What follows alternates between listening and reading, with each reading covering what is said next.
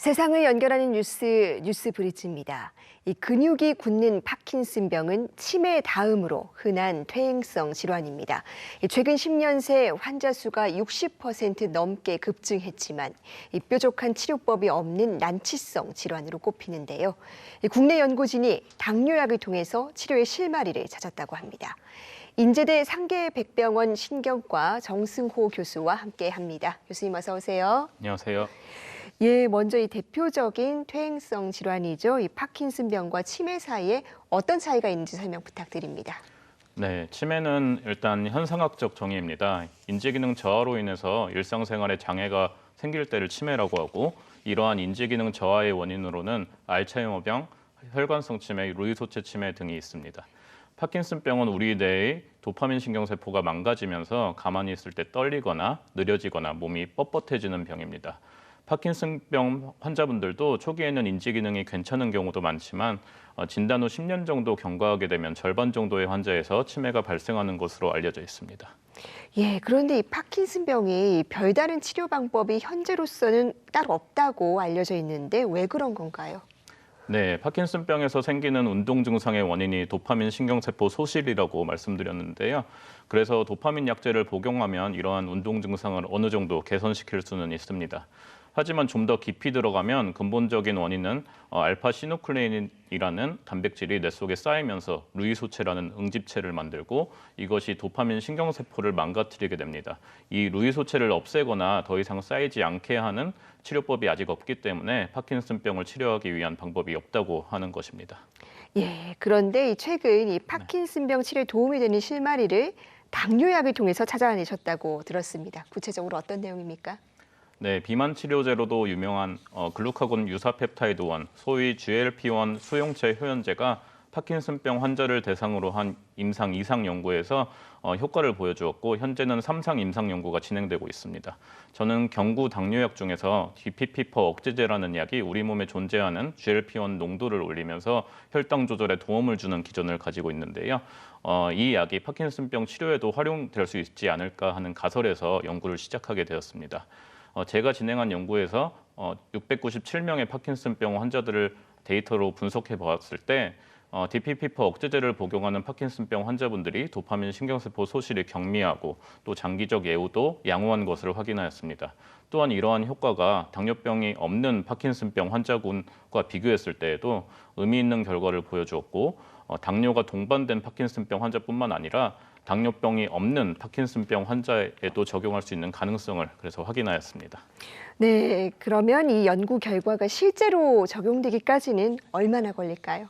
네, 제가 진행한 연구는 사실 과거 데이터를 분석한 후양적 연구이기 때문에 동물 실험과 임상 시험에서 그 효과를 검증하는 것이 필요합니다.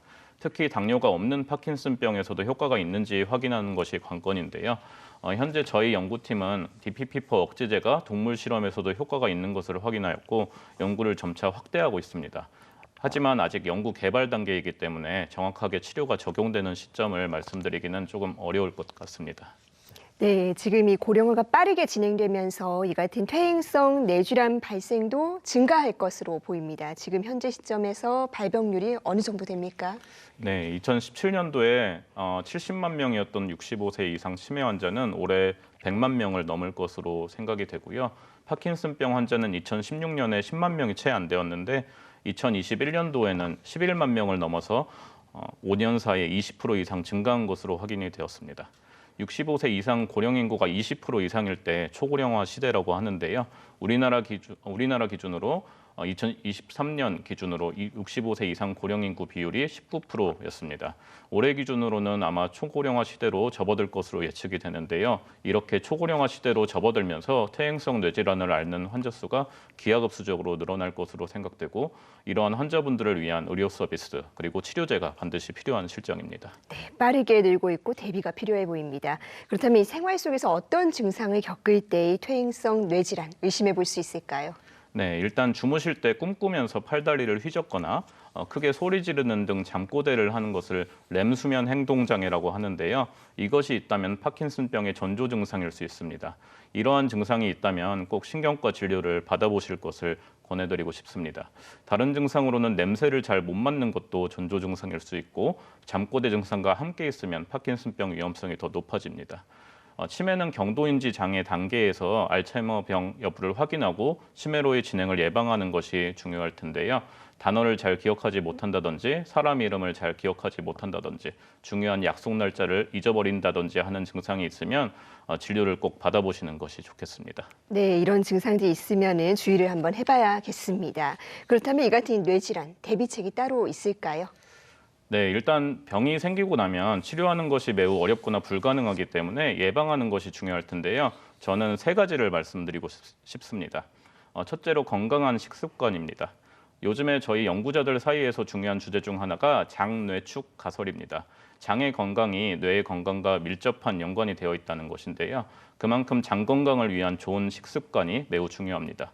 단백질 섭취를 위해서는 육류 대신 생선이나 해산물을 복용하고 야채, 과일, 견과류 등을 복용하는 지중해식 식단이 치매, 파킨슨병을 예방하는 효과가 있다고 알려져 있습니다.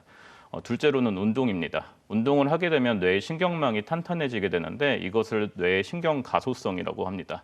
운동을 꾸준하게 한 분들은 병이 생기더라도 병을 견뎌낼 수 있는 힘이 강하고 이것을 인지 예비능, 운동 예비능이라고 말합니다.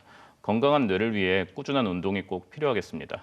마지막으로 긍정적인 사고방식인데요. 예민, 짜증, 스트레스가 많아질수록 스트레스 호르몬이 많아져서 우리 뇌를 안 좋게 만듭니다.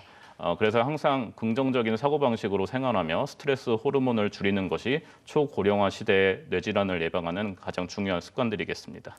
네, 지금 이 치료제 개발과 다양한 맞춤형 치료를 위해서 연구를 진행하고 계시는데요. 이 연구가 성공적으로 진행돼서 이 난치성 질환을 앓고 있는 많은 분들에게 도움이 되는 성과로 이어지길 바라겠습니다. 교수님 오늘 말씀 잘 들었습니다. 감사합니다.